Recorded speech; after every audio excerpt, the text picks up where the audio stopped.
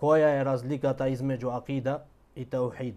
Da li imat razlika između akida i tauhid. Kažem što znači tauhid, kažem što znači akida, сега da li imat razlika.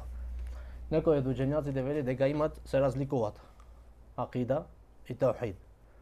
Шех Фаузан рахимуллах велит немат разлика. Тоа е исто. Акида се вклучува таухидот и обратно. Во акида се вклучува и таухидот и обратно. Во таухидот се вклучува и акида. Ако гледаме вака општо, така е. Не се разликуваат ич. Зашто во таухидот влегвет акидата, верувањето на Аллах субхану ва таала. Па и ако гледаме во акида, влегвет таухидот. И то прво поглавје во акида влегвет таухидот. Све дошта. Прво поглавје. А некој од учењаците, и ово ги имат речено и Осман Хамис, Аллах да го чуват, уште живо. Кажеме дека имат некои учењаци што го разликуваат и велат дека таухидот е по-специфичен. И тој зборува за тоа што се однесува за Аллах субхану ва таала. За таухидот рубубија, улухија и имињата и сведошта на Аллах субханаху ва таала.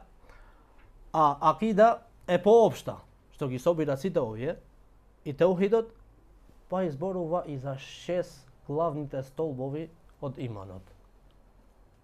Кое што кажавме? Кои се столбовите од иманот? Ајде. Во пратениците, во судниот ден, во кадрот, во книгите, во мелеците и 6 главни. Значи овие акида ги се вклучува сите овие работи.